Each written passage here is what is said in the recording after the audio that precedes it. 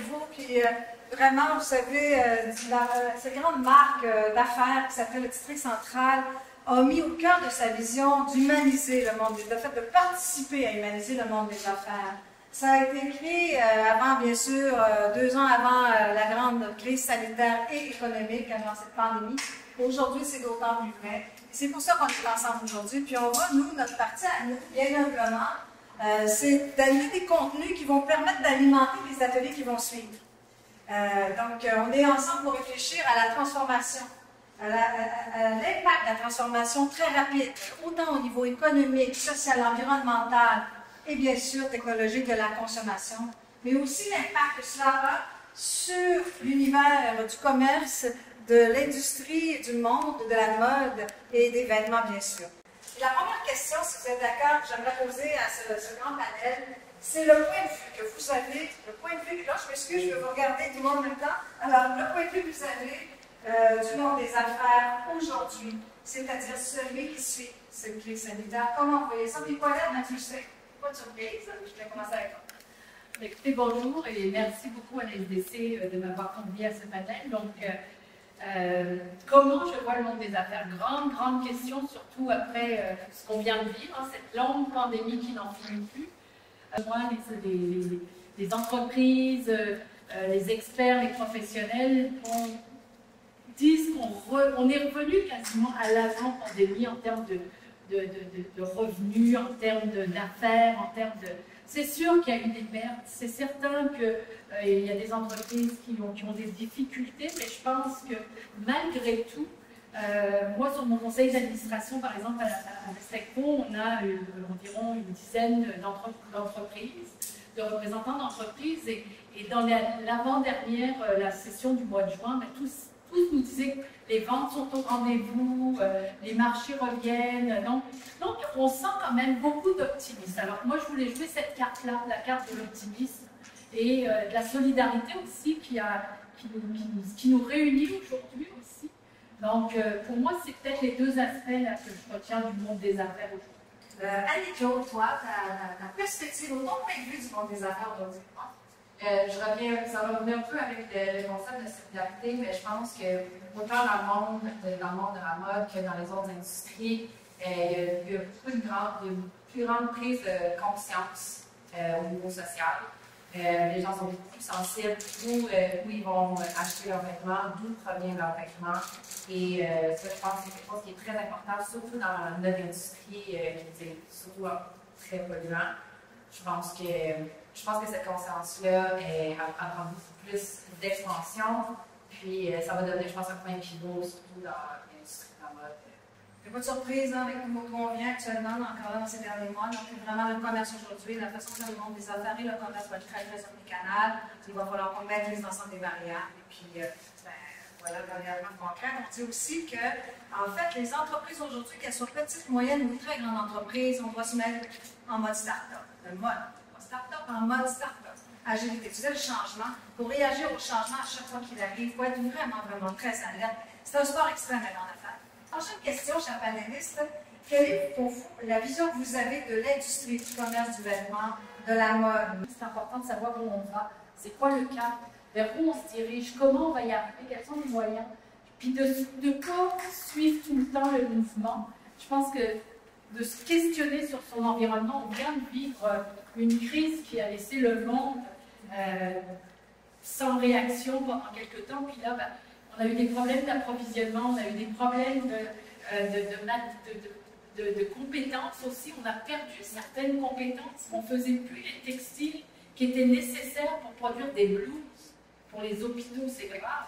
On n'avait plus ce savoir-là. Donc, c'est de garder le savoir ici, puis de former la nouvelle génération. Nous, on essaie vraiment d'amener ça aussi dans au cégep, dans les programmes de formation, de développer des nouvelles compétences. En fait, c'est tout un écosystème là, qui gravite autour, on a parlé tantôt, c'est tout un écosystème qui gravite autour de ce commerce, de tous les commerces, mais d'une autre aussi, celui du commerce du vêtement, de la mode, c'est tout un écosystème complet. Il faut le mettre en partie. Je pense qu'ici, encore une fois, je ramène la District Central parce que je vois aller combien vous faites travailler énormément l'écosystème, ça, modèle. Et puis, on y va à tâtons, on ne sait pas toujours où est-ce qu'on s'en va, mais ça donne de grands résultats toujours. C'est au cœur même du sujet de cette question qui est, en fait, c'est quoi les enjeux de notre industrie aujourd'hui? Alors, tu as parlé de compétences, de savoir à être conservé, de main-d'œuvre, bien sûr. On peut parler de ça de la main-d'œuvre, c'est le sujet mondial.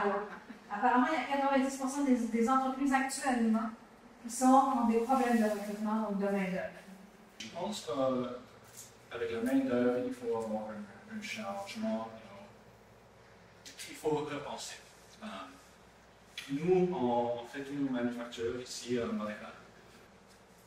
Et je vois avec tous les couturiers ici à Montréal qui ils ont la misère, ils trouvent ça difficile. Les gens partent pour travailler chez Canada Post ou n'importe quel autre prendre un job parce que leurs conditions ne sont pas assez bonnes. C'est aussi simple que ça. Ils sont misérables. Donc, mais moi, je retiens mon main-d'œuvre parce que je les donne les meilleures conditions. J'ai été le plus haut et je suis très gentil. Non, mais c'est vrai. Et ça va très loin. Quand on dit le goodwill en anglais, c'est quoi en français? Mais le goodwill, ça nous a supporté tout à l'heure du pandémie. J'ai eu tous mes approvisionnements en premier parce que je suis gentil. C'est vrai ça. Jamais. Vous êtes cohérent dans les valeurs? Complètement tous. Puis je pense que c'est vraiment quelque chose, mon génération, c'est quelque chose qui va changer dans l'industrie. On va rester très strict sur nos valeurs. Celui des consommateurs sont très stricts. Tu ne peux pas les donner des mensonges. Tu ne peux pas dire, moi, je vais te donner ça, puis c'est pas la même. Donc, vraiment, les valeurs, il va y avoir un changement de génération, ça va prendre du temps. Mais je donne tous ceux qui veulent garder une main-d'œuvre, donner des meilleures conditions. C'est vraiment important de le faire. Parce que les qualités au Canada, si on ne fait pas quelque chose va. Ouais, exactement.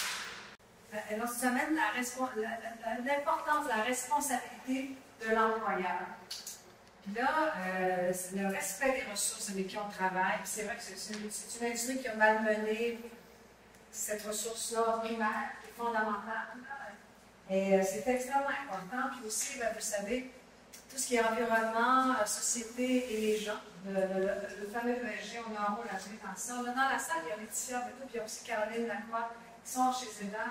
Et ce matin, moi ce midi, on était dans une marque de commerce de détail, puis Caroline et Laetitia, vous avez expliqué, on a là, on est en train d'entendre la preuve tangible des données de marché faites par les KPMG de ce monde, on a fait un ramassis de ce commerce de détail, et vous êtes en train exactement d'exprimer ça aujourd'hui. Ce qui est beau, c'est que ce qui est écrit comme étant des tendances, nous, demain, c'est maintenant. C'est ça que je pense qu'on doit avoir comme apprentissage aujourd'hui. Bon, dans les enjeux de l'industrie, en ce moment, il y a un problème d'approvisionnement.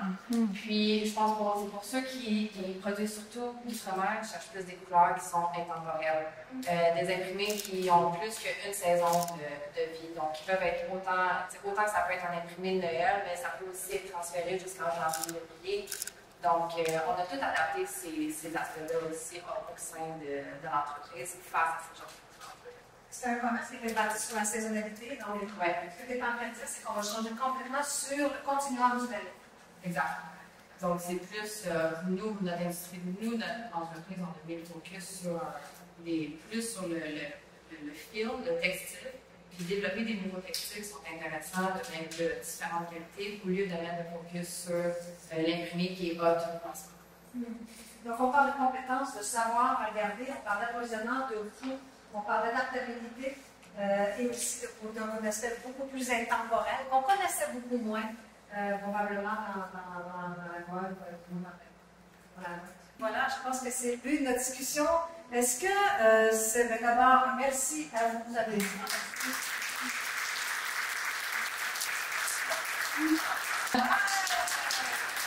On va maintenant, si ça vous convient, c'était la période de réchauffement pour aller maintenant capturer vos cerveaux, pour continuer cette réflexion et puis merci énormément de votre présence.